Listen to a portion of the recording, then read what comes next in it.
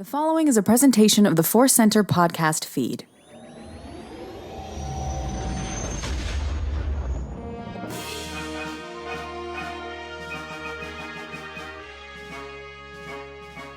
From the center of the galaxy, this is the ForceCenter podcast feed. I'm Ken Napzok. And I'm Joseph Scrimshaw, and this is one of our News and Cues episodes. We have some cues I'm very excited about, Ken, as well as some Kenobi news, so I'm always excited for that. Yes, and some at the time of this recording, everyone knows we record on Monday, and then sometimes news comes out on Tuesday. We'll probably miss some. There's some stuff coming with the Old Republic. We'll get to that next week. But there was some book news that hit right before we pressed record, and we'll finally get to talk about it again in time. But before we do all that, before we talk about honeymoons and Ewoks, we are going to let you know that today's podcast is brought to you by Audible. Get a free audiobook download and a 30-day free trial at audibletrial.com/ForceCenter. Over 180,000 titles to choose from for your iPhone, Android, Kindle, or MP3 player. And a little bit later, our ForceCenter recommends will come your way, an audiobook we think you should try out on us. And of course, that is not all. No, first we want to advertise our new book of poetry called Honeymoons and Ewoks. I think everybody's going to really get a lot out of it. Yes. Just been Valentine's Day. I kid. We have another offer from Inside Editions. They are a publisher of a ton of great Star Wars books as well as other pop culture books. They are offering 35% off across their website if you use this special link, insideeditions.com/discount/FC35. This week, we are continuing to recommend the Inside Editions book, Jedi Artifacts. It's a book, and yet it is also a collection of artifacts from the Jedi. Very accurately titled. Very, very fun, cool book. So if you are interested, use this link, insideeditions.com/discount/FC35. Absolutely. Use it indeed and help the show and help yourself. It's a mutual agreement there. Mutual, positively affecting agreement there. All right. Speaking of positive things, Star Wars life and Star Wars life adventures. Joseph, where did Star Wars meet your real life this past week? This was just a wild week, Ken. Sometimes, I'm going around life and I feel like Star Wars is in my life a lot, but it's all stuff that's really for the podcast. Watch this, read this, prepped this, thought about this, and sometimes like, I have this little Star Wars adventure. This was a big week for Star Wars for me, like literally physically big, because two things came to my home, Ken. The first was that Taschen book that I got on discount, the 99 to 2005 Star Wars Archives. Right. And you listeners got to hear my ignorance right here on air. You told me multiple times it was big. I did not fully comprehend. I did not read how many pounds it was. So this huge box came. And I pulled it in, and like my wife couldn't see quite the dimensions of it. She just saw part of it, and she's like, "Oh, did the Razor Crest come?" And I was like, "No, actually, this is a book. This whole thing is a book. It's the beautiful red sparkling cover.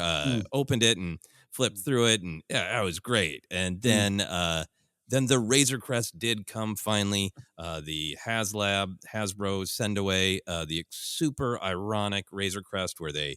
I think the campaign closed, and I think I signed up to get one right before the Razor Crest blew up on The Mandalorian, and now here it arrives just as Din and Grogu are all settled into their new N1 Starfighter hot rod.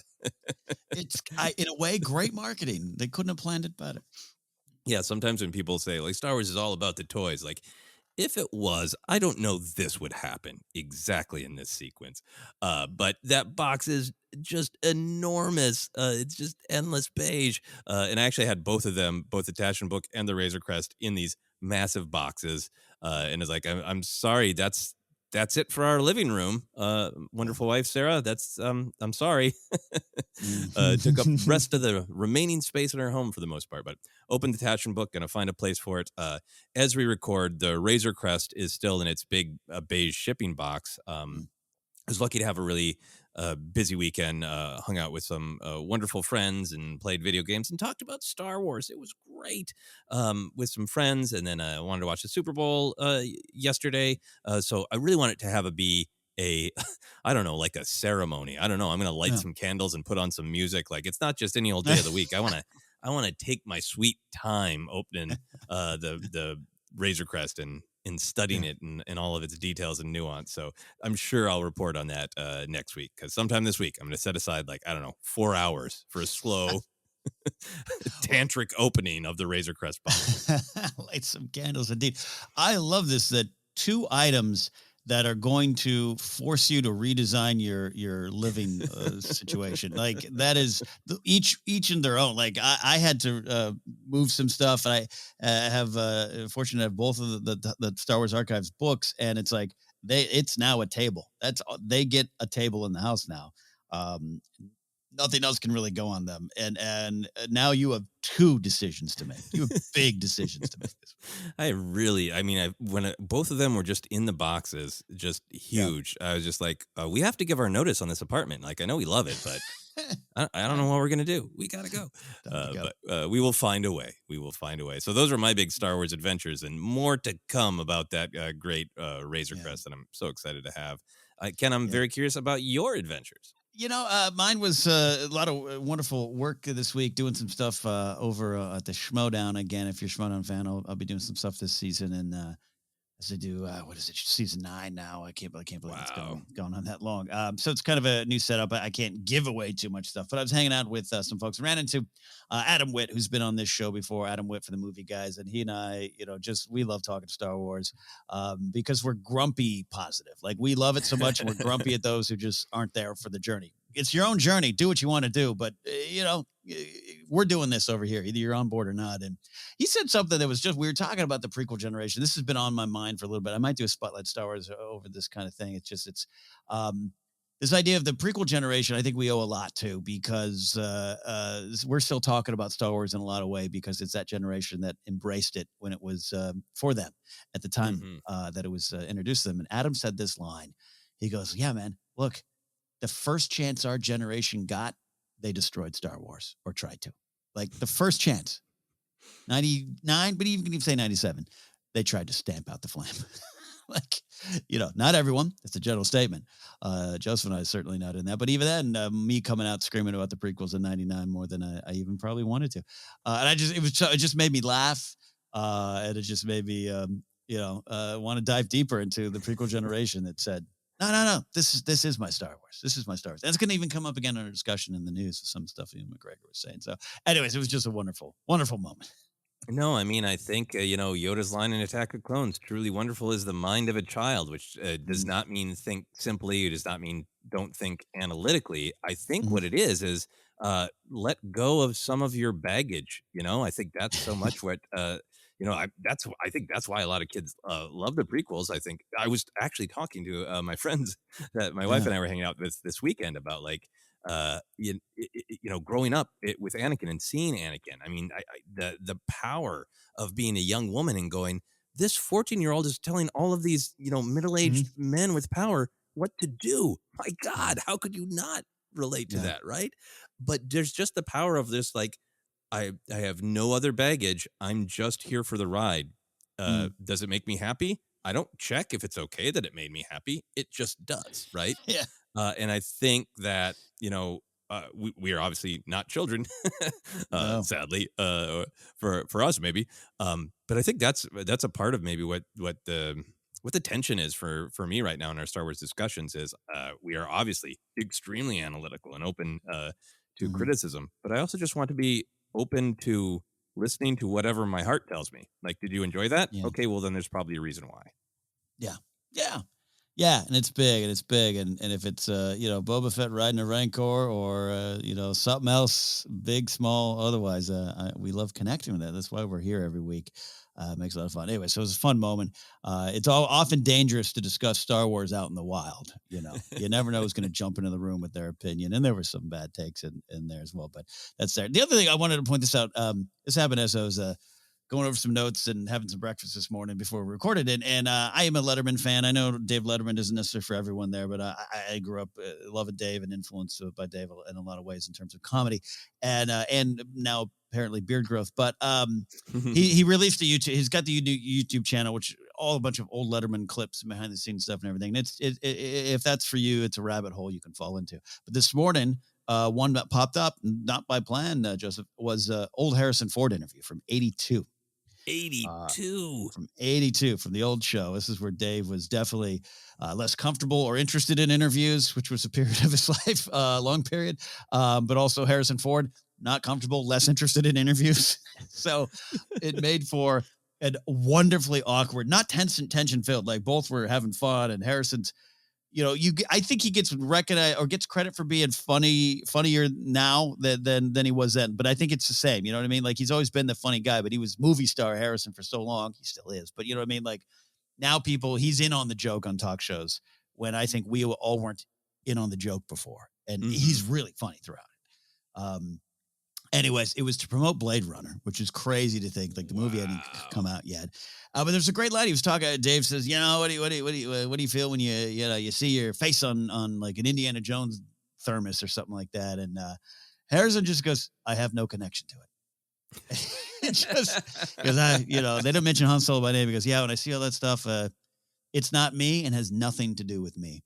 And it just made me laugh because it's like, that's always been there. And even though he loves Star Wars, I love that Empire Dreams moment. Like, what do I feel about Star Wars success? Clap my hands and rub them together. I can really get my career going. Like, he's, and then he comes back to it in 2015. I think that's why I still go back to Force Awakens and go, I still am so overjoyed that Harrison came back with the way that he did. Because you can even see by this interview at 82, he's got that kind of like, I guess we're gonna do one more type of vibe. He doesn't say that, but he just got that. I love George. I did the space thing. Now I'm doing other things. It was just fat. It was a fun little moment in time. I recommend checking it out. That's so great. And I also think, like, Harrison's the level of comedy, charm, grump that is the magic that's Harrison Ford. Yeah. Even all of his great characters have that level of charm and grump. Indiana Jones is doing that because he has to, but it's it seems like he'd rather be at home reading a book and preparing his syllabus. Yeah. That is kind of the charm that he brings to his characters, but also that's just like a really healthy perspective for him as an actor. Like, I played a character. I'm not Han Solo, you don't have an action figure of Harrison Ford. You have an action figure of Han Solo. That's not my, freakish head in that original Han Solo action figure from Kenner. That's Han Solo.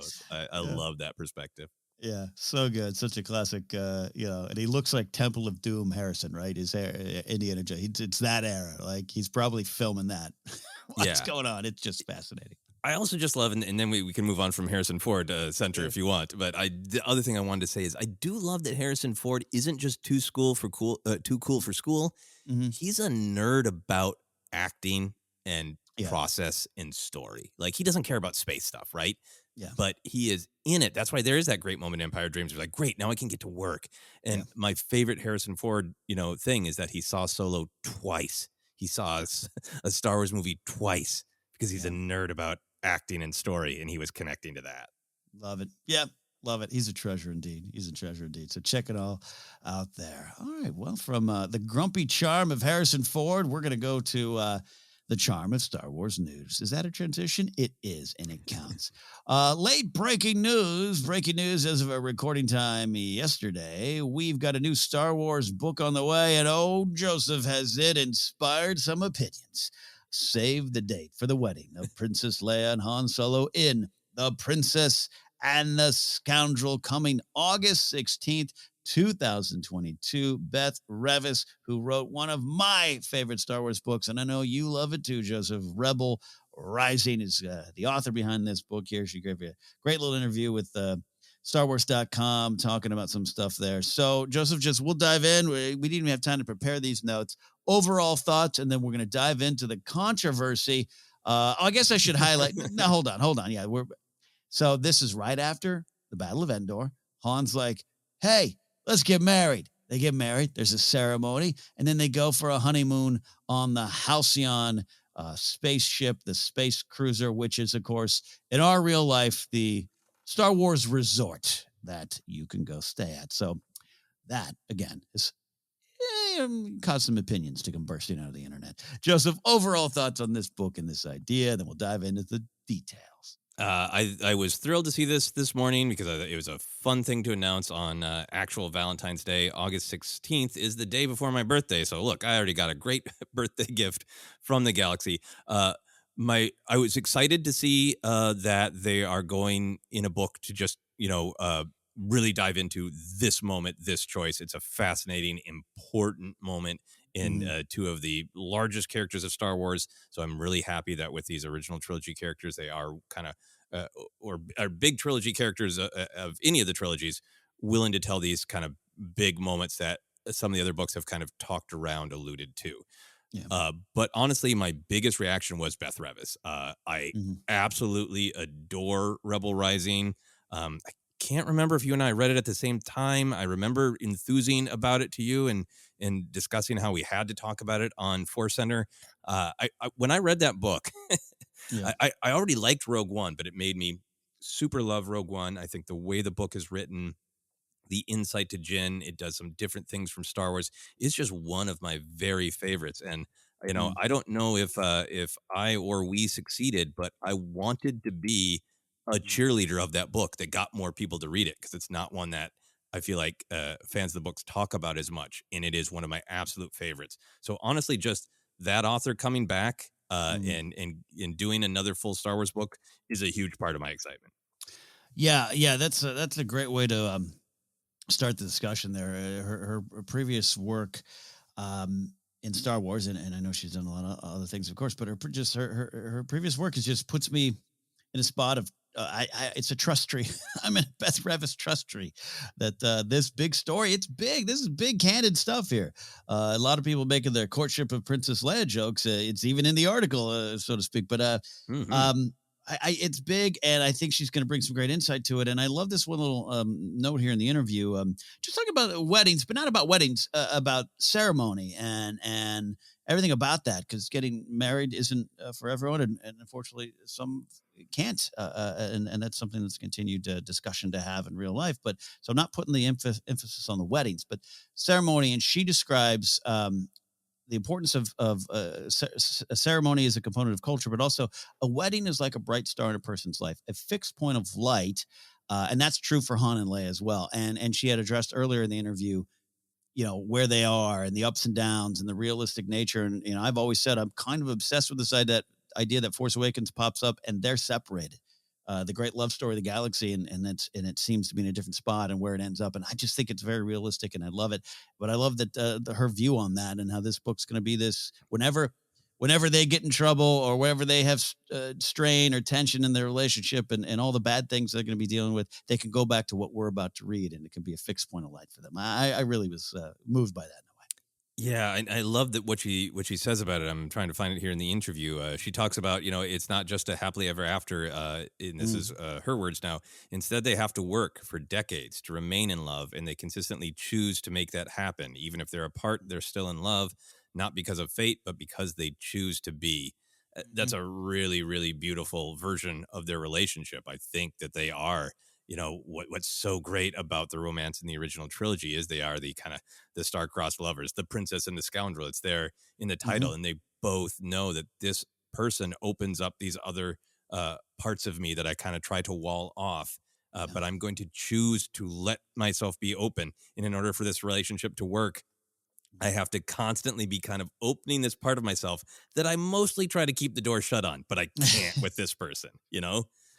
it that idea of love, of marriage, of partnership being a constant choice to work at it is, Mm. I think, really beautiful.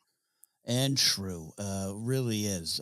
So let's just go right to the big thing here, Joseph. The newlyweds depart for a honeymoon aboard the Halcyon Star Cruiser, the luxury vessel at the heart of the new Star Wars Galactic Star Cruiser experience at Disney World Resort. A lot of people just plain upset, not happy with that. I'm seeing a lot of cynicism and anger about that on Twitter, and some jokes and whatnot. And I'll start by saying this, Joseph. I certainly understand it. It definitely seems like it's all part of a big marketing machine. So I'll kick it back to you here. I understand that, but we're about to discuss it. Yeah, I mean, I think for me, we can track through the entire history of Star Wars, the famous story of Lucas hanging onto the merchandising rights and the action figures, exploding, and constant debate about if decisions are made behind the scenes for creative reasons or for marketing reasons. Were the porgs really put there for what Ryan Johnson said, or was a team of accountants saying make a cute thing? Right. Those debates are always gonna be there, because just the truth of Star Wars is, it's an epic mythic saga about all these deep themes, and it's not a nonprofit. It's there to make money. That as well as tell stories, right? Yeah. And I think for me, like, I acknowledge that truth. That's obviously a truth. There's obviously the possibility of something that is more driven by marketing creeping in. But at Mhm. the end of the day, the question for me every time is, does the story have weight and power? And if this book works, which I really think it's going to, because I have such admiration and respect for this author and Mhm. for all of the editorial team who has been creating all these great books I like, I think when you read this book, it's not going to matter. It's going to Yeah. be the story of their honeymoon. They're going to be going on a Star Cruiser, Mm. and I don't think it's going to be a cheap ad, because I just don't think Star Wars, in my opinion, has done that. And I understand other people disagree and they feel the marketing in certain choices. I consistently feel the story. I never feel like the characters are looking out to the camera and going, this doesn't have anything to do with the story, but buy this. I Yeah. everything that has become a marketing monster, like from the Ewoks to Porgs to Grogu, there'd never ever been a toy of it or a cruise of it, Mm. Mm. it works in the story. And for me, that's the line. Now, if this book comes out and it feels like really empty and it just feels like Han and Leia jumping off the page going, buy your tickets now, Yeah. like I'll reconsider that. But I don't expect that because of the history of these books. Yeah, no, well said, well said. And a lot of people are online as well are fighting it back against this cynical line of thinking with the example of the Black Spire book, Delilah S. Dawson's book. And I am in that group where that book showed up in my mailbox, and I was like, all right, here we go, right? And there was also some comic stuff with Doc Ondor, and that ended up being pretty fun, but it was good. But comic is obviously different than a novel. And I think a lot of people pointed out that book and what Delilah S. Dawson did with it, which included that chapter of Vi Moradi walking around getting a tour of Galaxy's Edge, including Yep. where here's the bathrooms, there's the food, here's what you. I mean, at the end of the day, that's a great book, and I know some folks who were like aren't podcasting every week about Star Wars who were like, yeah, I read that book, it was great. That's one of my favorite ones. Oh, I love Vi Moradi, I love Archeks, I love everything in there. And it's like they're not worried about it, and I think it goes along with the nostalgia conversation that we often have around here, where yes, nostalgia pops up, and we can talk about the big nostalgia is baked into Star Wars and all those things we always come back to. But at the end of the day, if Dr. Evans and Ponda Baba show up and it's a small little fun cameo and doesn't dominate the story and it's it's off in its corner, that's not the same as them using the N1 starfighter to thematically connect to the bigger point of the Book of Boba Fett. And I think you and I always say, just take everything on a case by case basis and see how it affects the story and give it that shot. And I do trust that given this task, which was a task, and I think that's the thing too, Joseph, a lot of people, you can point at it and go, this is tied at marketing, tying into the resort. Yes, it is. But that means the creators and the people behind the books, they were given this task by someone in an office. What are they going to do with that task is how I'll judge this at the end of the day. Yeah, I think the same thing for me. And I think it's easy for a view to become about, this big corporation. Disney's trying to make more money. And like, that's not a revelation. Of course they are. We can listen to some of the, investor calls. Yes, they are.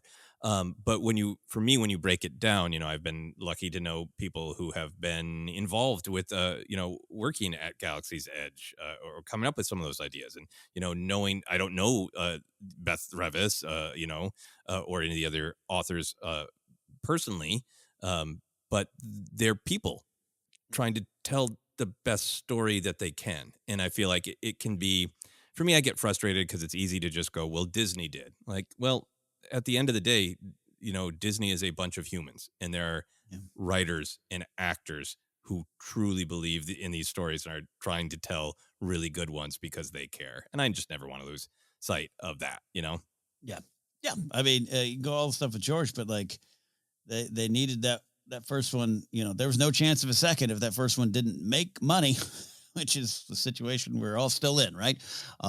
So I don't hold that against anyone, but also it's how you do it. And a lot of the things, the big IPs and stuff that don't work or fall flat for me, do have those moments of I'm not connecting to it emotionally. You know, I grew up a huge Transformers fan. I didn't love the Transformer movies and this and that, and not saying anything. If you're a fan, I'm not attacking them at all. I just it didn't connect to my heart as much as Star Wars continues to do. So I want to continue to give it that trust and that room to do it again. Yeah, absolutely. And I'll agree with you. I think Black Spire is great. We gave it to our niece as a gift, and she loved it. And yeah, there's a chapter where Mm-hmm. the character takes a tour. It works in the book. It's a little, it's funny to be like, okay, yeah, no, this is a tour. They're going over the menu, but it works in the book, and I think this one's going to work in the book as well. Yeah, so we'll see. Again, the book will be in all of our hands this August, August 16th, 2022. The Princess and the Scoundrel, which sounds like a great Disney movie, quite frankly. From there, we are going to look ahead to the Ahsoka series with some cast news. As always, want to give you the chance to duck out if you just don't want to know anything about who's in the show, who they might be playing. I understand that as well. I'm sometimes in that spot, even doing a Star Wars podcast all these years. Sometimes I'm like, I just don't want to click on this story. So if that's you, we understand. Duck out for a few minutes here. But for those that are sticking around, The Hollywood Reporter ran an exclusive this week that Ray Stevenson will be joining the cast of the limited series Ahsoka, which I do believe starts filming in April. Nothing official from Lucasfilm, of course, but Hollywood Reporter is standing behind it here. The Vikings and MCU actor, among many other things, also voiced Gar Saxon in the Clone Wars and Rebels. But potential series spoiler, Stevenson is said to be playing a villainous admiral in the series, but not that one. Allegedly, who knows? Maybe he is that one, and they just want to, Hollywood Reporter wants to keep the cover as best they can. So, Joseph, what are our thoughts on Ray Stevenson, a villainous admiral, and more? What do you think? Oh, this is fun. This is really intriguing. You know, I know him from Gar Saxon, and then he played the character of Volstagg in some of the Thor films in the MCU. And apparently, I looked on his IMDb. I saw him in Dexter. I don't remember his performance in Dexter. I apologize to Ray Stevenson fans across the world that I don't remember his role. But according to IMDb, he was in one of the later seasons of the show. Right, that's right. Yeah. So anyway, so he. Obviously, resume looks like a great actor. I think I love his voice as Gar Saxon, and from what I remember from my last rewatch of those Thor films, there's a ton of charm in the role of Volstagg there. So the idea of like a great actor with some presence, some gravitas, some charm, and ability to handle comedy, that makes me interested in if he is playing a villainous admiral as being as reported. A lot of times we on screen in particular have met the admirals and the villains who are kind of uptight, right? Yeah. It's intriguing to be like, this is an Imperial remnant, beginnings of the First Order, an admiral who is dangerously charming. That's intriguing to me. Yeah, that's a great way to look at that too. I went to Imperial Remnant as well, if you're looking for just straight up kind of predictions and speculation. But I thought, there's other chiss out there. This we know. Timothy Zahn will let you know about that. So who knows who else is looking for Thrawn, right? Oh, yeah. No, a villain is, he is going to play a Blue Admiral, but not that one. A different Blue Admiral. Yeah. Who knows? Maybe he's a villainous admiral in the New Republic army or something. Maybe he wants more war. Who knows? And then it could go anywhere. I like him. I really do love him as Gar Saxon. A great presence on and off camera when he's in the VO booth there. So I'm just excited on that, and excited again as we get so excited for the other series that are coming our way with Book of Boba Fett and Mando Season 2 in our rearview mirror. I just get excited knowing that new Star Wars is being cooked up and filmed and in pre-production, things we don't even know about. That just always kind of gets me excited. So it's good to hear this. Yeah, and I think for me the other big question of it, because we'll wait and we'll see exactly who he is playing, but with all of the drops that have come of people who are reported to be cast as characters from Rebels, it's really feeling like Ahsoka's journey into purgatory, into unknown regions to find Ezra. It makes me really intrigued by how much of this journey with Ahsoka is going to be about her discovering the Imperial remnants morphing into the First Order. Oh, that'd be interesting as well too. Ooh, love that. Yeah. A lot of possibilities. We'll keep you updated when things become official and more casting rumors become casting truths. All right, final story of the day, and it's some Obi-Wan talk and Obi-Wan McGregor, as I'm calling him, who had that Expedia commercial that caused everyone to intake and think, "Is this it? Is this it?" I personally was not. I liked the idea of a Kenobi trailer Super Bowl. I wasn't personally expecting it, so I enjoyed the Expedia commercial there. Were you full, Joseph? Did you have that moment of, oh my gosh, wait, we're getting it? No, not in the slightest. Because here, I had talked on this very podcast about it would be really interesting if they did a Kenobi commercial in the Super Bowl, because I think they're going to want to try to reach out to more casual Star Wars fans to try out Disney Plus with this Obi-Wan show. But I was remembering back 4 years ago to that Solo trailer, and everybody knew it was coming, right? Yeah. You and I watched the Super Bowl together so we could cover the Solo trailer.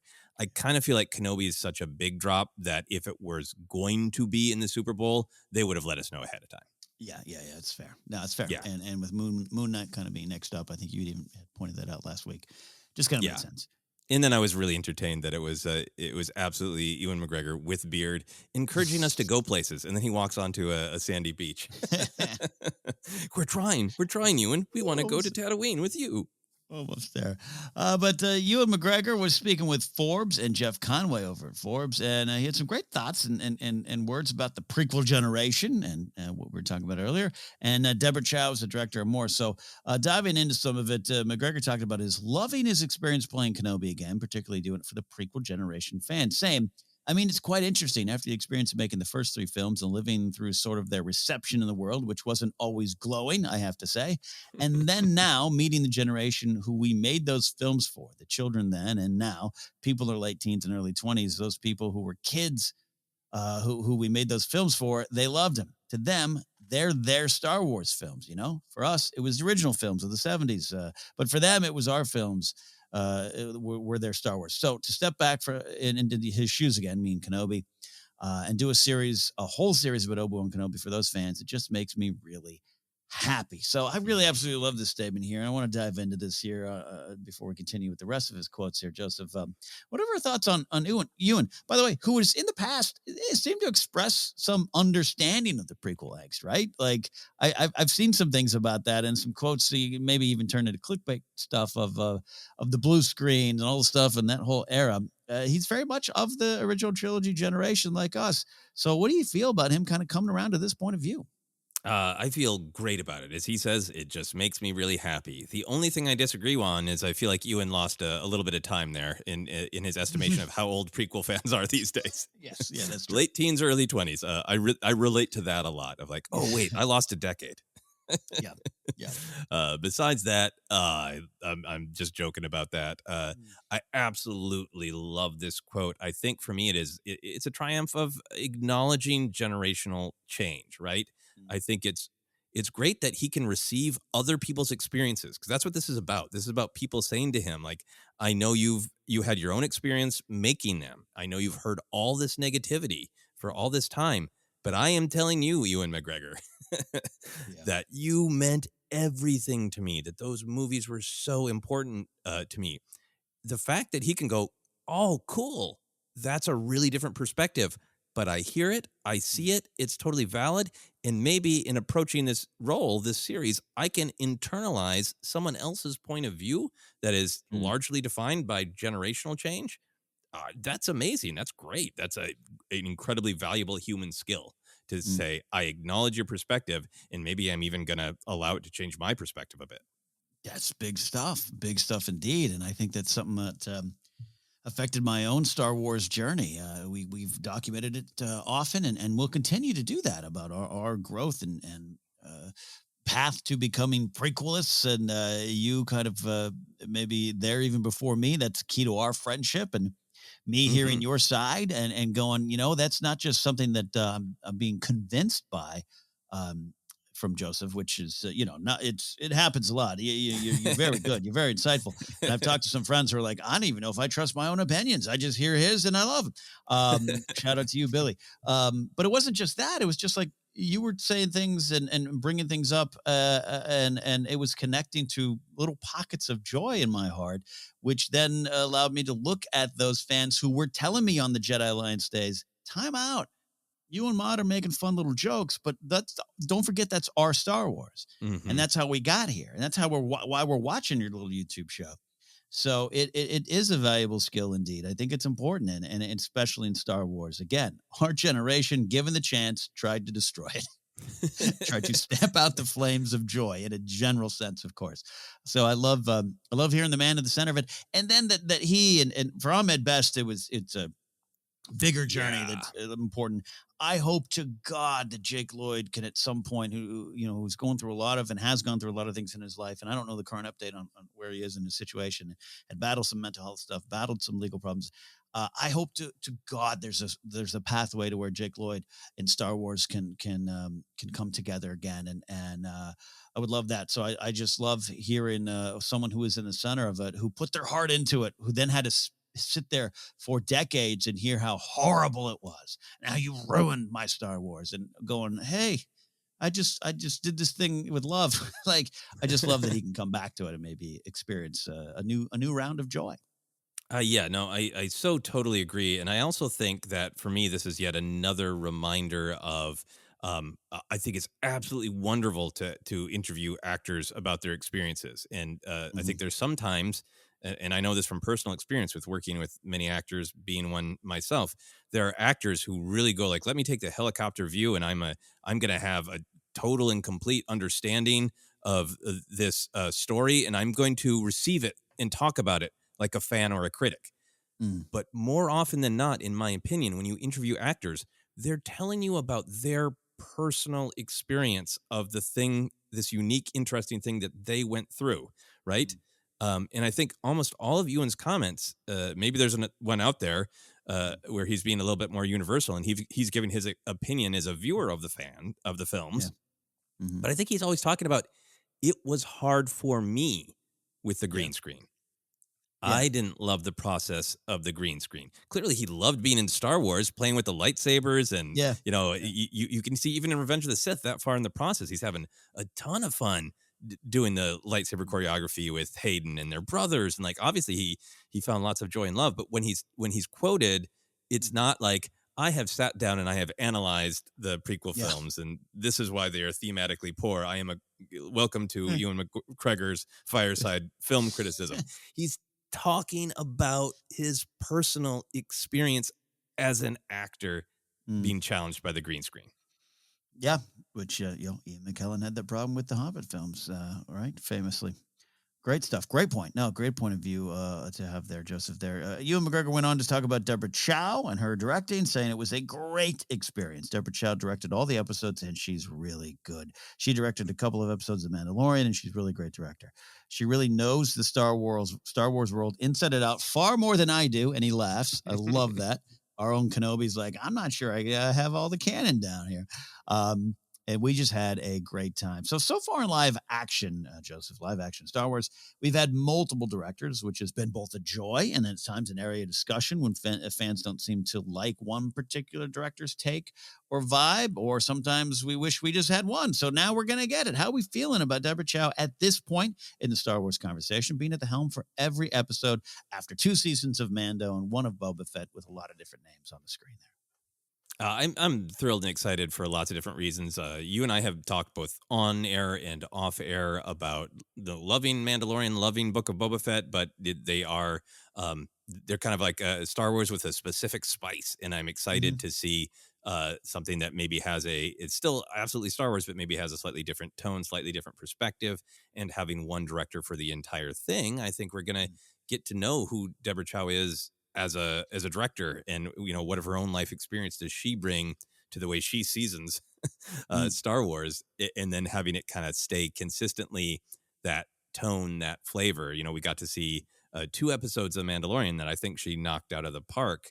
But I think with 6 episodes telling this one specific story, I think we're going to get to know her as a director a lot, and I think it's going to be really good to be kind of in that mood, that perspective that a director brings, and stay there for 6 episodes.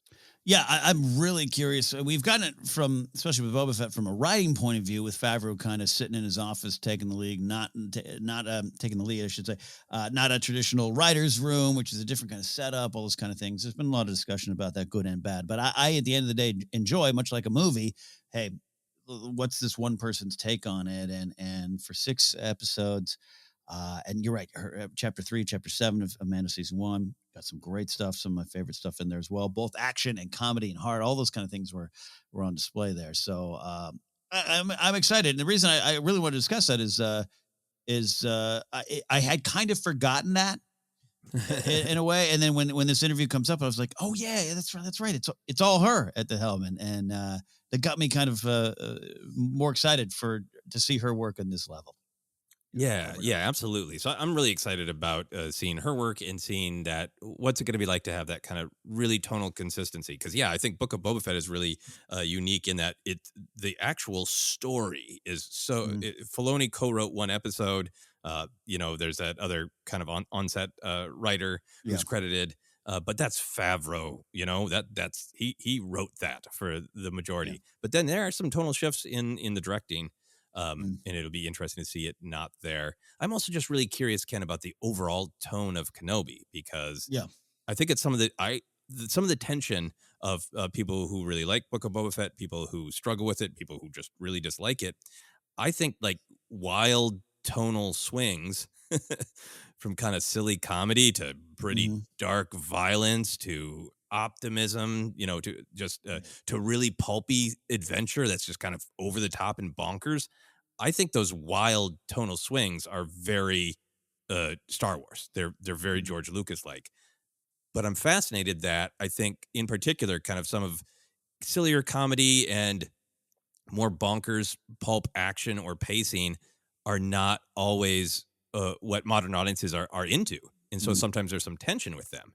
So it got me thinking about what the overall tone of Obi-Wan is going to be. And it feels like there's certainly going to be, like, I think, some fun comedy, some good Obi-Wan snark, But I'm wondering if kind of tone-wise it's going to be fairly serious, fairly weighty. These are big deal decisions for Kenobi. Facing Vader again, it's probably going to be kind of heavy. I think for the comedy that's going to be there, it's probably going to be kind of wry and snarky like Obi-Wan. So how much the tone makes a difference in how people receive it is something I'm so excited to watch for. Yeah. Oh, there you go. The tone of Kenobi. What will it be? Well, on the story side, and the story they'll be telling us, McGregor said this: I always felt there was a story between episode 3, where I finished playing Obi-Wan in the movies, and episode 4, where Alec Guinness is Obi-Wan Kenobi. The series writers and Deb and I and everyone, I think they crafted a very fine storyline. I think people are going to like it. That is a very dangerous statement to say in Star Wars. I think people are going to like them. And of course, I wouldn't necessarily expect him to say, I don't know, I think we missed it. You guys decide. Maybe not something I'd expect there, but this has been brought up, but I don't think it's any great insight there. But it's for Ewan McGregor to come back and finally do this, whether it was the movie or the series. I think he's someone who doesn't necessarily need to do it, and I think if he's gonna put his name on it, he's gonna make sure he's gonna do it right, and his hands are on it as an executive producer type of credit as well. So that just similar to Beth Revis writing a book of Han and Leia's honeymoon on a resort. I'm really given him a lot of room with trust, like to be like, all right, you're back, and you felt you came back for a reason. That's why I like this statement. I believe in it. I choose to believe. Oh, yeah. I mean, I think, when he was kind of joking about, like, I don't know, hey, there's going to be an Inquisitor maybe, and they're from where? Cool. I don't know any of that. What does Obi-Wan care about? How does he feel about him? I think Ewan McGregor is such a consummate actor, and he wants to get in there and make sure it all makes sense to him. And I think the fact that he is, trying to be very very generous. Yeah. When he says, I think we crafted, and then says, or they crafted. I think Yeah. that's a gentleman trying to go, well, they wrote it, but I feel like I also crafted it because I'm there on set going, well, why? How? What if what if he was more angry about this? What if he was more sad? What is he hiding? Like, in such an actorly perspective that he feels ownership is great to me. Yeah, that ownership. And then going back to the prequel generation thing, this is someone who, with some of the stuff he went through, and far less than at best, who by all accounts had his career destroyed by Jake Lloyd, who had all his life destroyed by this. Ewan came out okay, right? Did okay. Still one of our biggest actors, most respected actors. Let's be clear about that. But for him to say, hey, I'm ready to dive back into this, I think that, again, is because of the prequel generation. It is because he believes in this story, because there's going to be a lot of pressure on that. And that is the final thing I want to discuss here in the news here, Joseph. There's always going to be a lot of pressure on a Star Wars project. Every single one of them. Including tie-in marketing to a resort. A lot of pressure on the projects. But why do we think that there's an extra layer of pressure for this one? Is it just simply because it's Kenobi? Do we think Mando, at least season 1, had the advantage because it was a quote-unquote new character, and people, just didn't have expectations to a character they hadn't met before? Is that all it? Is that just self-explanatory? I'm asking a question with an easy answer here, but I just feel there's definitely pressure on Kenobi. Yeah, I feel like it's from a couple of places. I feel like, and I think you're really nailing them. I think the first season of Mandalorian absolutely had an advantage of, like, this is a kind of a new way into Star Wars. There's plenty to know and find, even more rich if you're super into Star Wars. But so many people told me, like, I watched with my entire family, and we're a family of 5, and 4 of them had never watched Star Wars, and they were all in on Mandalorian. And I think that there is this hunger for the new in Star Wars. And I'm right there too. I really want some new things. And I think there's this pressure. Can people just take a deep breath and go, new is coming? We've got the Acolyte. We don't know exactly what Andor is going to be.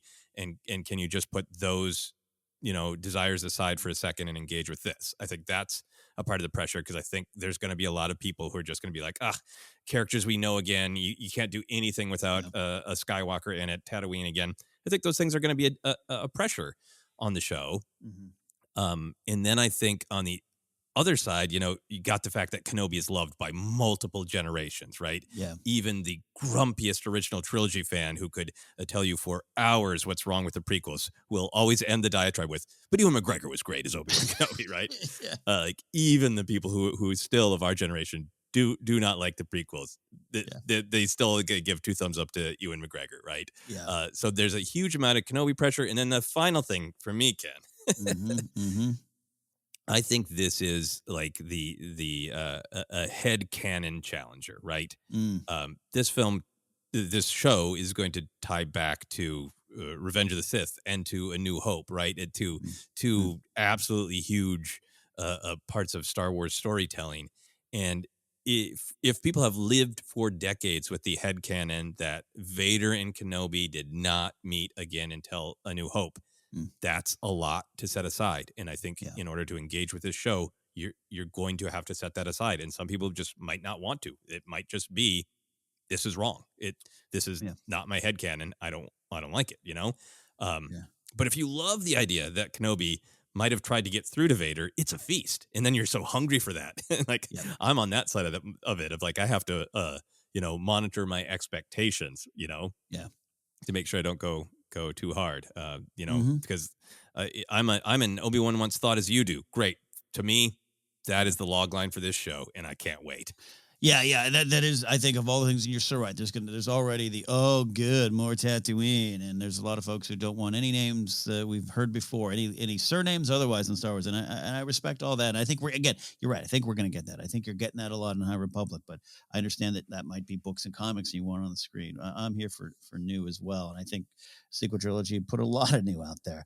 But yeah, there's a lot of pressure for me, spending decades wondering what he was doing out there, and I understand maybe letting it go. You know why? Because Revenge of the Sith, which I'd been waiting for a battle on a lava planet for a long time, because the novel hinted to that in 83, and to finally get that. And I remember thinking there, I don't know, this doesn't quite seem even what they're referencing in A New Hope. This doesn't, I don't know if it 100% lined up in my head for years. about the conversation that they have in New Hope before they fight for that final time, and how I think there was always some room, and that conversation in Jedi, I think, does lend itself to some room. But you're right.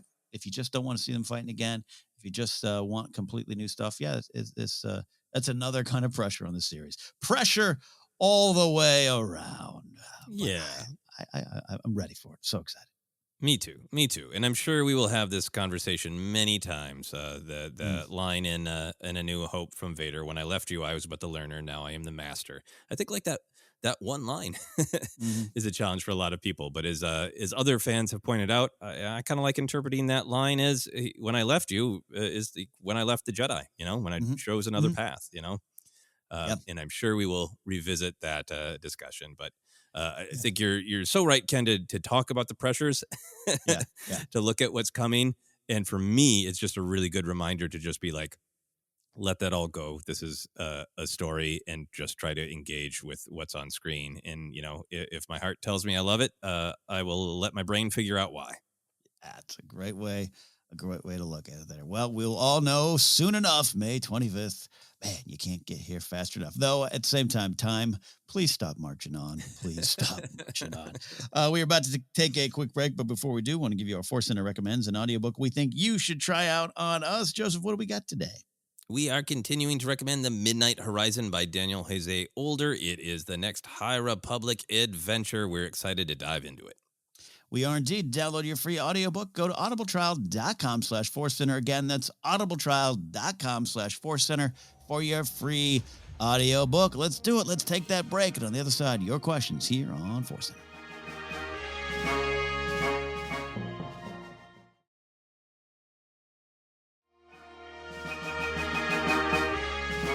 We are back here on ForceCenter, episode 400 of the big show, the main show, the Superstar Destroyer of our fleet.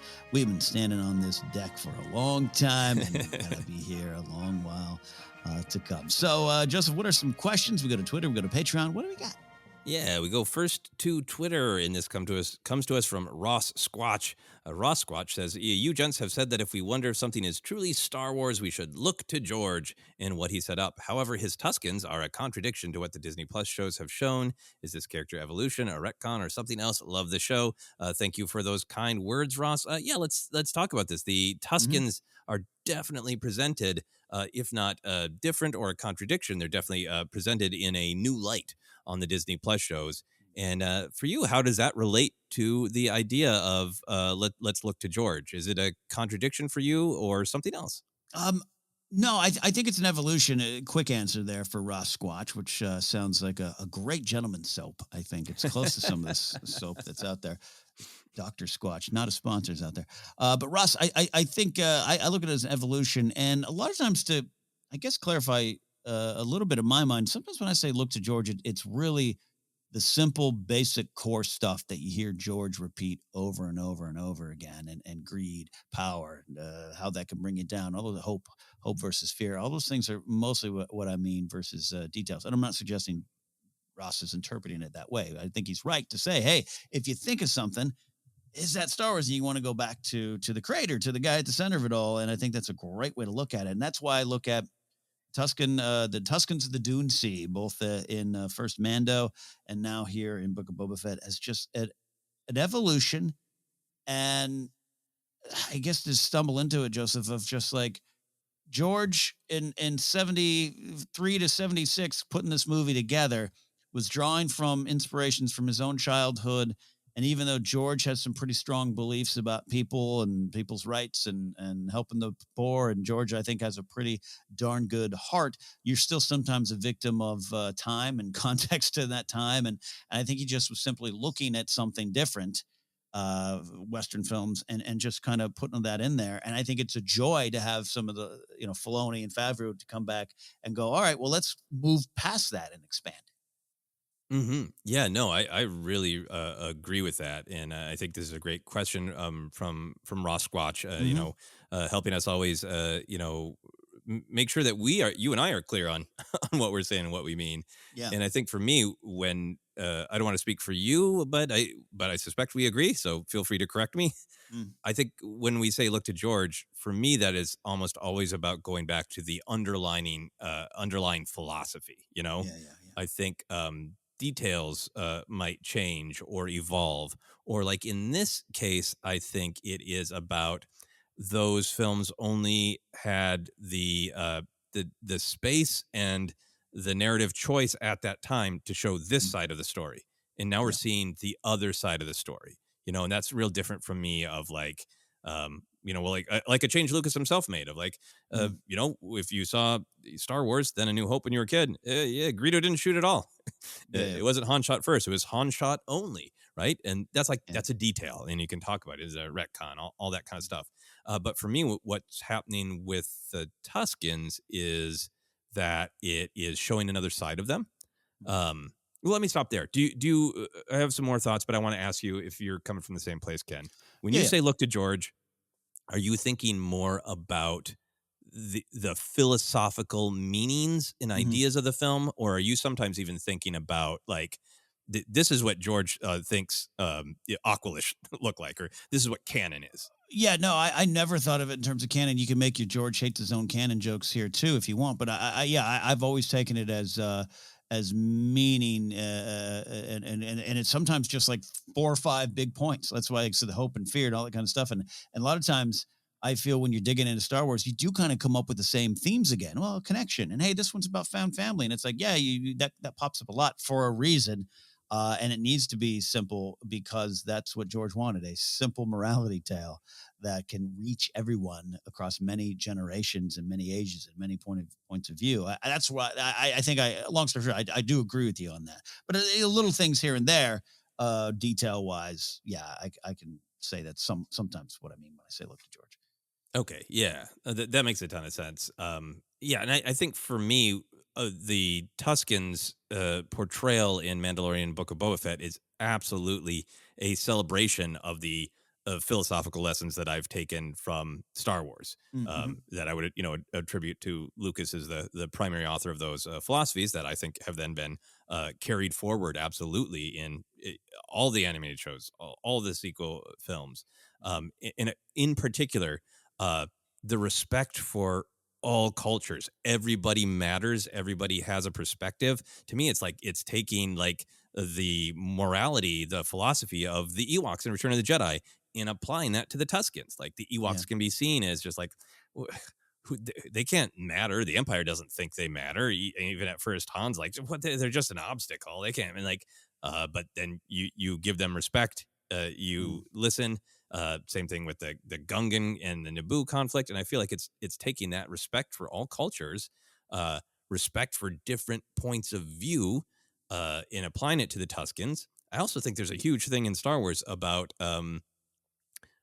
having respect for people who can be in harmony with nature. Right? Yeah. Like, Yeah. Star Wars loves its tech, it loves its spaceships, and that's all great. But so much about the Force is about being in harmony with nature, and the fact that in particular in Mandalorian, the episodes where they're dealing with the Krayt Dragon, and in Book of Boba Fett, where like everybody else sees the Tatooine as this wasteland, but they Yeah. know how to be in harmony with this natural world.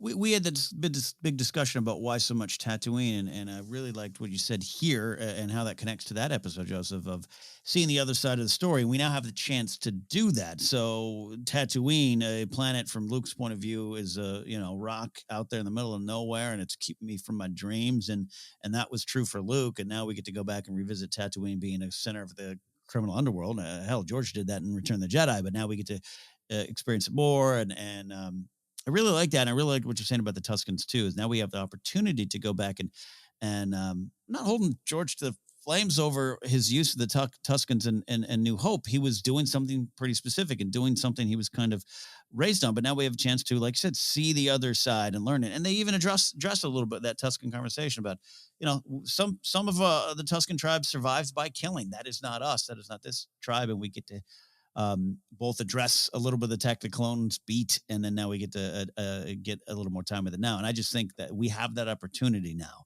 And I think George would be behind that as well, because he kind of loved doing that as well when he did. Yeah, absolutely. To take things that he loved as a kid and sort of reinterpret them and re-examine them. I really agree with two things you said. That for me, and this is my personal opinion, it is addressing a problem, because so much of Star Wars is about empathy, right? Mm-hmm. And A New Hope, yep, they're just they fall into some specific tropes that are absolutely from westerns. And in Attack of the Clones, even though clearly the Tuscans must have a perspective, right? Yeah. But there isn't room made in the narrative for it. And I love that, right or wrong, they do have a perspective, and these Mandalorian and Book of Boba Fett have given them more of that perspective, and it makes them, like many Star Wars characters, in a cycle of violence between different groups of people. And I think that's so important to examine when we love something as young people, and then kind of make it a part of our own work to examine, what are we bringing with us. Last thing on that, my wife and I recently, I'd seen it when I was a kid, but I didn't watch it in forever. Rewatched The Searchers, which is kind of a landmark Western, because it does offer there's some direct New Hope. There's a homestead burning that's just like, yeah, that's Star Wars. But it does get into in its a small way, for back in the day, talking about perspectives, and so for in a way, it's like Lucas was inspired by The Searchers, but that bringing that perspective of everybody didn't quite happen, and now it has. Now it has, picking up a thread, continuing, I guess. Yeah. And again, super complex issues. Always recommend that people search out the voices of Native and Indigenous people on these issues, and hear all of those different perspectives as well. And final thing for me is really agreeing with you. If you're kind of approaching this from just like fun Star Wars nerdery, that line of there are many Tusken tribes, and some survive by violence, some survive, we survive by hiding. Like, if you're having fun in canon world, well, that's your answer. There could be dozens more Tusken tribes with different perspectives that we've never met, Yeah. Great question, Ross. Thank you for asking that one. We move on to our question from Lydia Ostmo. Lydia says, with Grogu facing the choice of the Beskar chainmail, symbolizing the Mandalorian culture, way of life, and the lightsaber, symbolizing the Jedi culture, way of life, is there not the option Tar Vizsla chose of being both? Sometimes it takes us a while to get to questions, so we all know Grogu made the choice. But I still thought this was a great question, especially since so much of what we're dealing with the Darksaber is all because of Tar Vizsla, right? So, Ken, where do you go with this? I first of all, Lydia, this is the question of the time right now here. I think it's a fair question to ask, and I think under different circumstances, I could see it working. But I just look in terms of something you and I keep coming back to is this is mythic storytelling, and therefore these choices I really do believe need to be heightened. And there's definitely a world in which you could have a realistic discussion of well, could you do both? Could Din just hang out with Grogu for a weekend and everything be fine? And there could be a way to look at it. And I'm not suggesting that's what Lydia is saying here. I'm just saying I just really think in this particular chance you do need to choose one or the other, because it represents just something bigger in our own lives and everything like that. And I think you could the story of Tar Vizsla, we don't know completely yet. We don't know what sacrifices he made. We don't know if he never connected to his Mando roots, or was the creation of the Darksaber a dangerous attachment that led to things. And sure enough, the Mando of people at the time felt that was their saber and went and got it. So there's some things behind it. I just think for what that moment in the show was talking about is there you couldn't have your feet in both. You had to make that decision, make that commitment, and Grogu kind of already had, and Luke felt that. We've been discussing in other places and will again. So anyways, I'm open to any interpretation of it, or any thoughts of anyone saying he could do both. I just think for this moment, Grogu made the right decision and had to make a decision. Yeah, I think that's where I come down on it. I think this is such a great question, and such a good thing to examine. And for me, it's I understand having a strong reaction of like, well, this is kind of a beautiful thing to do, is to blend cultures, right? To take this part of my heritage and this part of my heritage. But I think I just so react to this as a beat in Grogu's journey. And we know a little bit about Tar Vizsla, but I love what you're saying, that we don't know how that story, we don't know a lot about that story, right?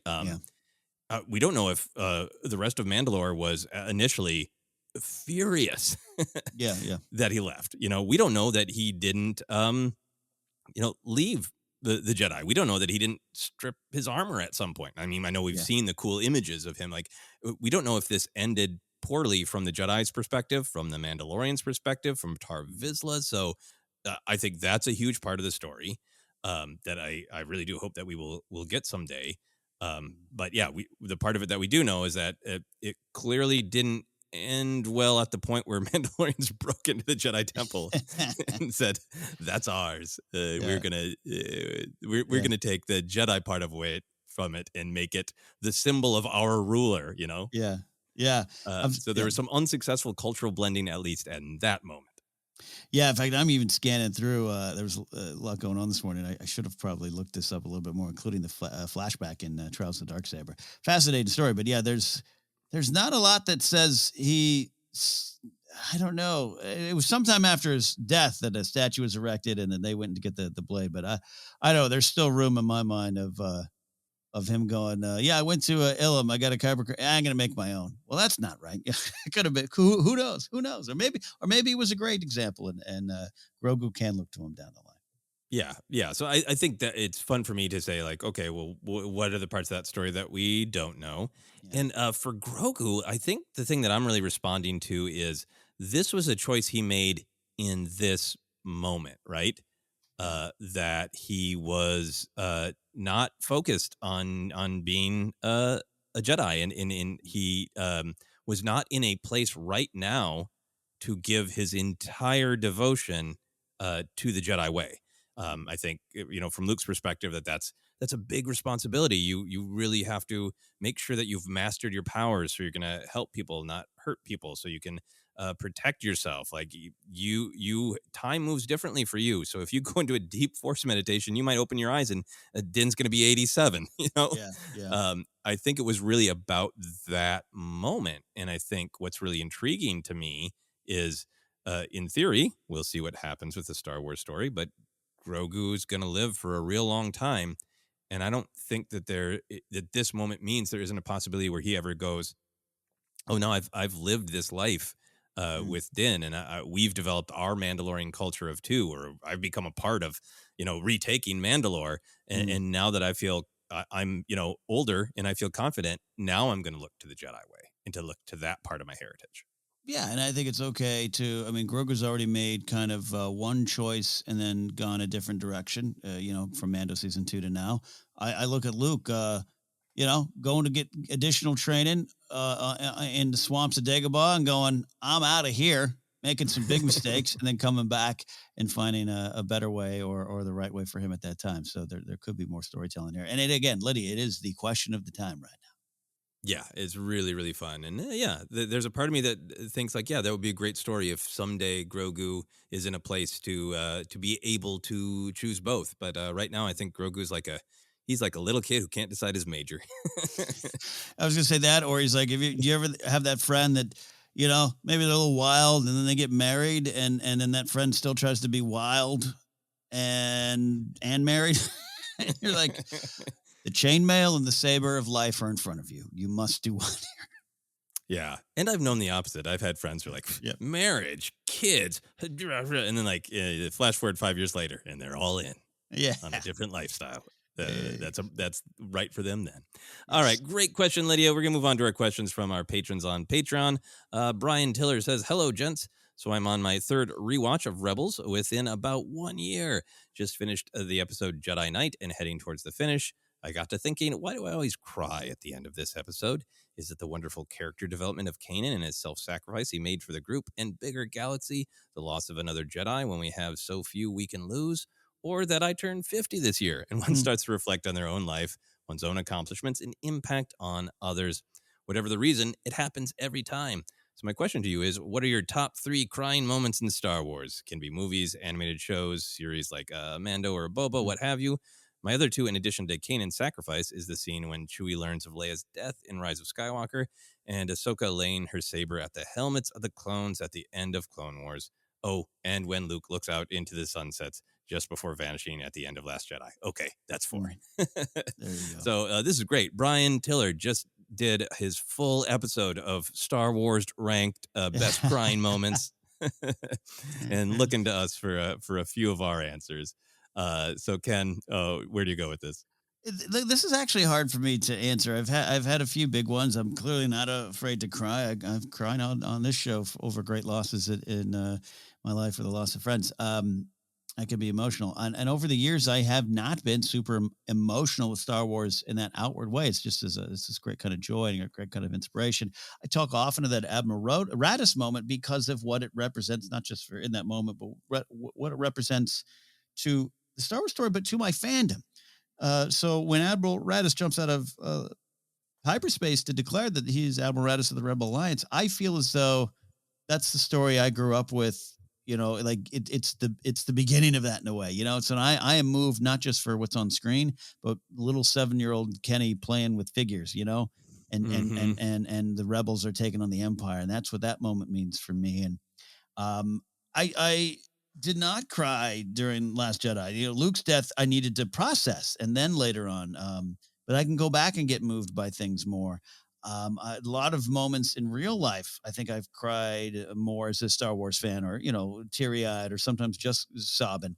I recently the Under the Helmet thing. The first time I watched it, and Jeremy Bullock, and that segment on Jeremy Bullock and his widow sharing some of their stories traveling together, and Jeremy representing Star Wars for so many and people during a time when it was just kind of regaining its footing among the fandom in the mid '90s. I was moved by that story and started crying in that moment.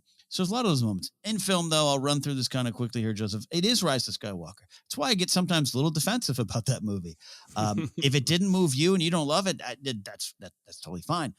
That movie moved me. It moved me in story, and it moved me as a fan, and it was a culmination of years of story and years of fandom for me. So Chewie falling into his knees upon hearing about Leia's death is one of my moments. Like, I was kind of holding Brian. I was kind of like, but I've already cried some tears over Carrie Fisher herself leaving, and I've processed that a little bit, but then all of a sudden, whoa, when it hits Chewie, God, that got me. And other moments I've talked about it's not a Navy, it's people. That's made me cry. There's that kind of thing.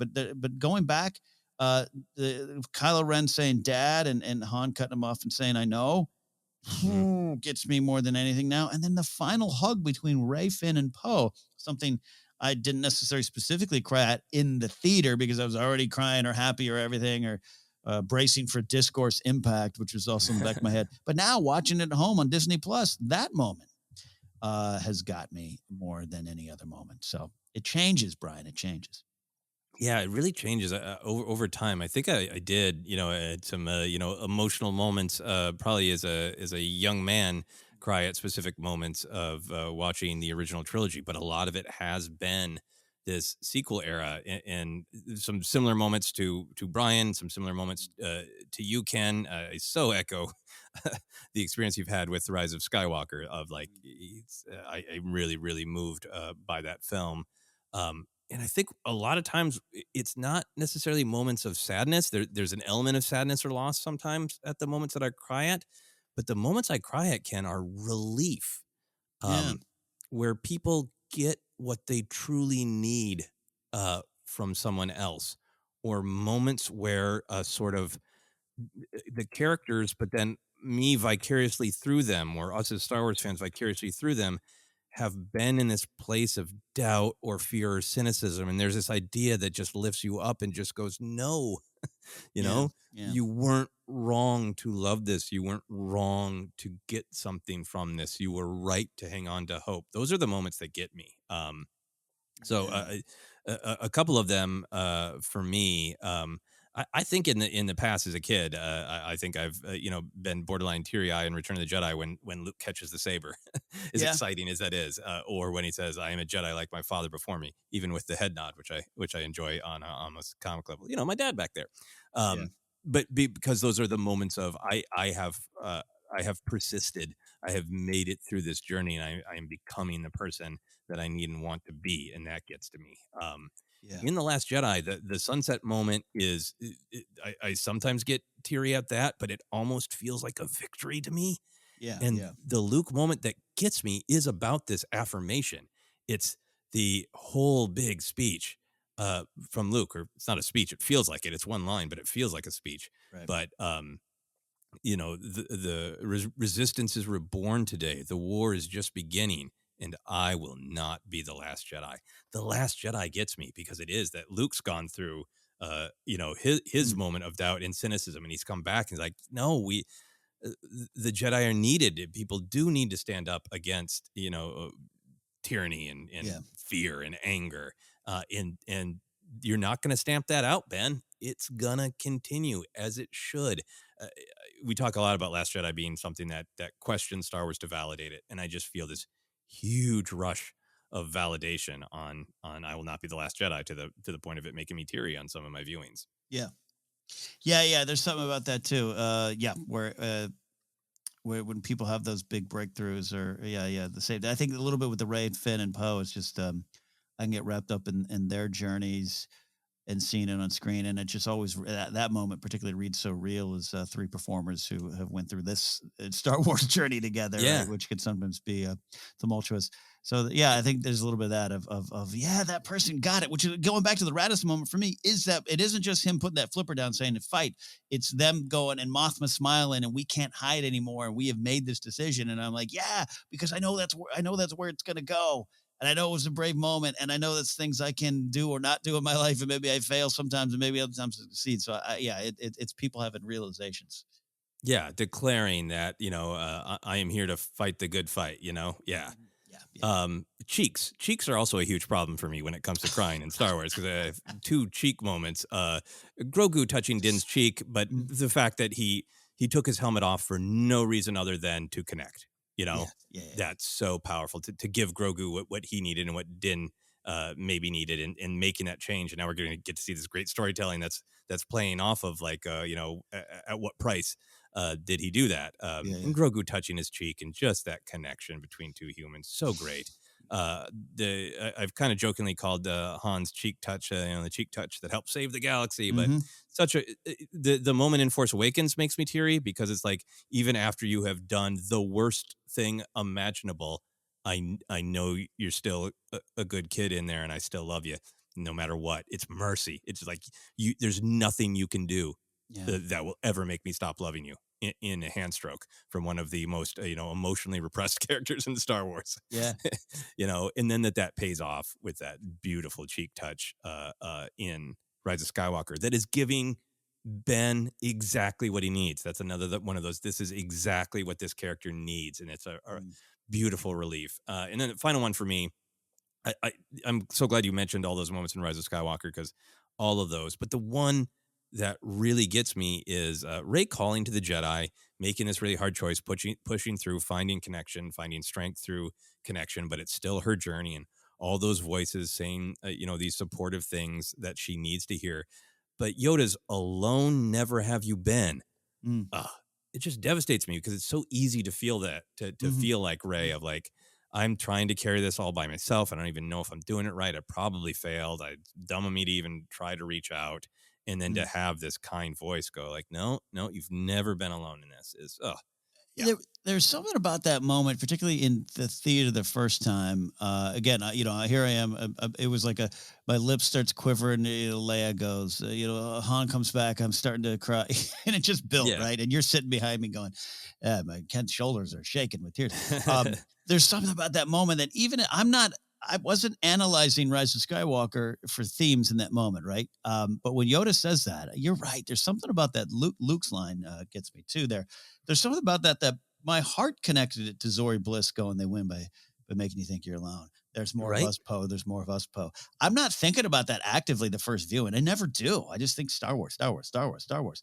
And I think there was something powerful about that Yoda one, where it's like your heart's going, hey, did you hear what they were saying in this movie? And it moves me. It even kind of moves me now discussing it. So I really I back your play there on that one. Yeah, and that theme is so strong throughout. But it hits my heart and it hits my brain. It is Yoda just saying like, "Hey Rey, your deepest fear your entire life, Yeah, it's fine. It's not true. You're good." Like, yeah, and we all need that sometimes, right? We need those deep fears. We need a loving voice that comes from a ghost Muppet yeah. to say your deepest fear. It's okay. It's You, okay. the worst thing you think about yourself, it's not true. Yeah, Right. yeah. Yeah, we could talk all day. I don't want. It's funny. This has just turned into a Rise of Skywalker party. But I'm telling you, that's where my heart. I moved more than any other movie by that one, and that's why I call it a spiritual journey. I call that one my Star Wars church. And there's one time, Joseph, recently I was watching it. You and I will either watch for lines. I got to research Rise of Skywalker because we're doing a ranked on it, or I'm gonna eat this sandwich. I guess I'll watch from Star Wars.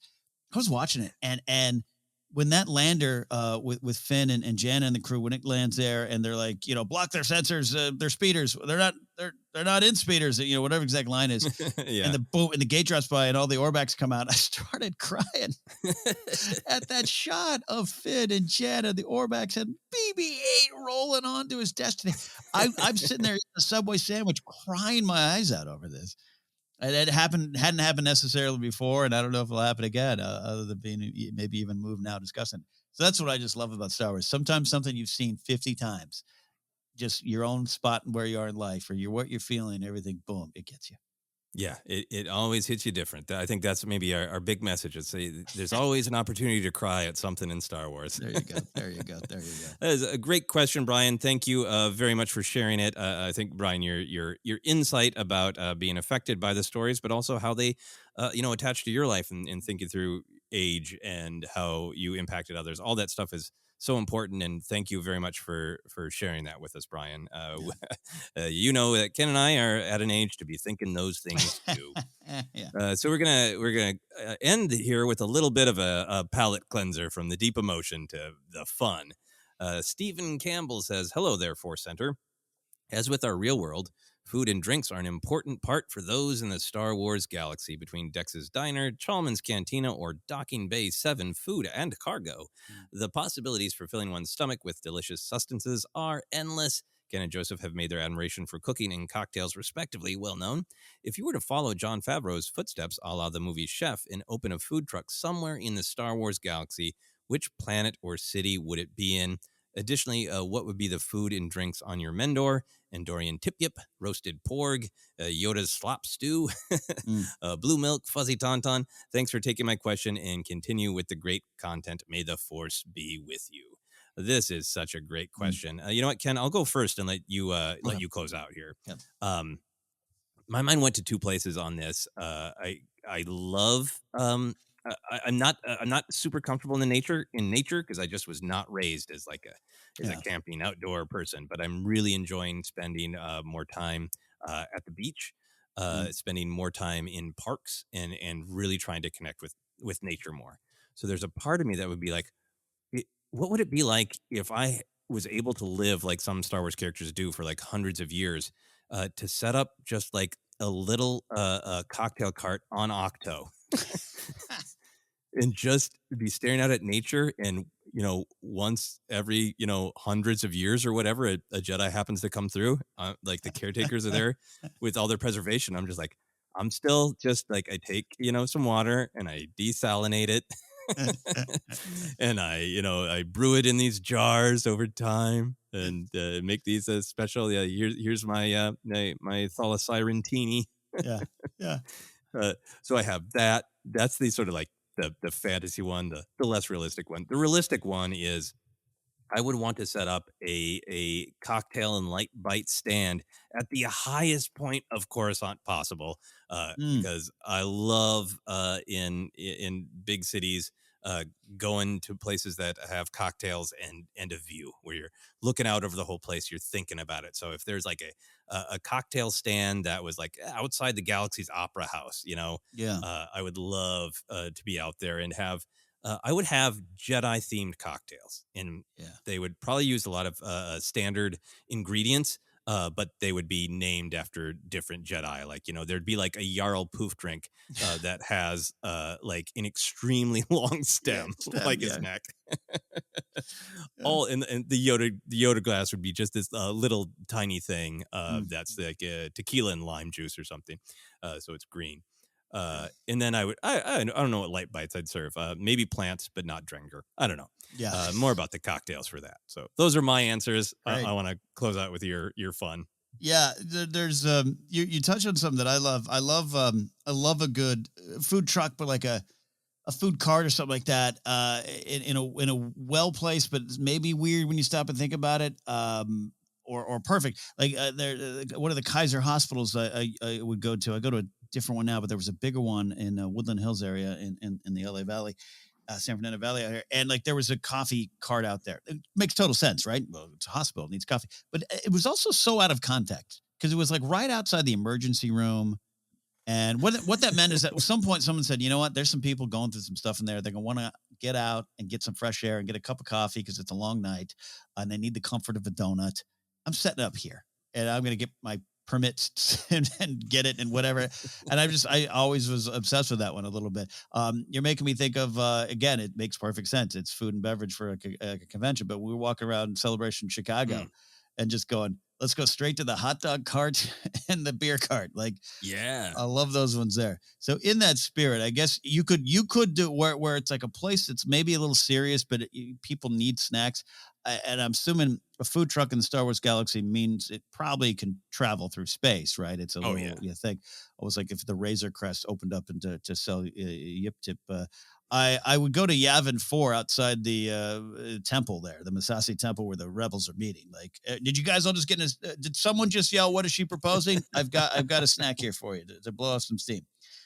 I think I would propose that. But my actual answer, my real answer, I was trying to think, where's a place where there's like a vibrant, still fun kind of like little people are having some fun doing quote normal things. I'd take my food truck to the Colossus. Oh, yeah. And see if, Doza would let me do it. I don't know. Get some permission to see if Aunt V is okay with me setting up there. But you know what I mean? Just setting up out there. I would serve, maybe it's because I worked in malls for so many years. And I remember when the ice cream dots came up, the ice cream of the future, I would bring the taste of some sort of ice cream substance to those on the Colossus at a gourmet, handmade space ice cream truck. Oh, this is absolutely amazing. I love your philosophy of bring it to a place where people need a little something.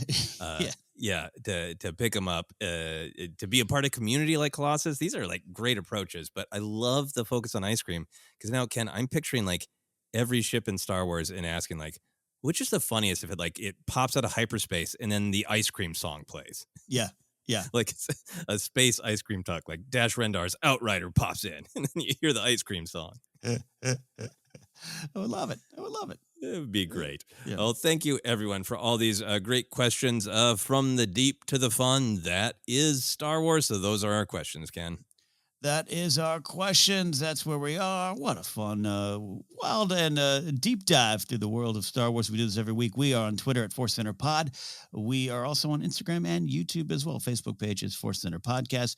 Podcast is available on Acast, iHeartRadio, Apple Podcasts, Google Podcasts, Stitcher, TuneIn, and a lot more. Just search and find us there. tpublic.com/user/ForceCenter is where you can support us by merch. If you want to support us directly, you can go to patreon.com/ForceCenter. You can find me at Ken Napzok or go to kennapzok.com for more information. I'm still highlighting St. Baldrick's because they've got a big event coming up on March 4th that my friend Jeff Saunders is involved in.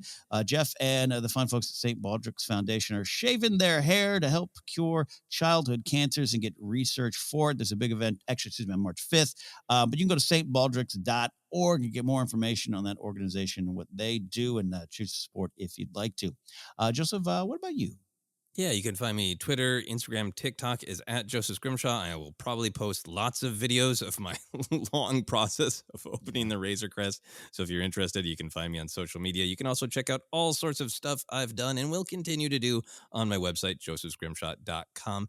This week, I would like to continue to highlight the group Illuminative. I think as we continue to have these very valuable discussions of the Star Wars characters of Tuskens, but how they relate to the stories of real life people. I think it's really important that we spend some time really listening to the real life people that the Tuskens are connected to in the storytelling. So if you want to check out this group, here is what Illuminative says about themselves, how they describe the group.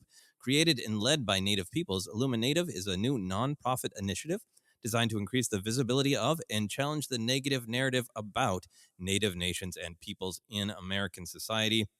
A few of their projects include things like creating opportunities for Native creators in TV and film, ending the use of Native culture as mascots in sports, and Native storytelling projects, all sorts of different great stuff. If you are interested to learn more or possibly donate, you can go to illuminatives.org.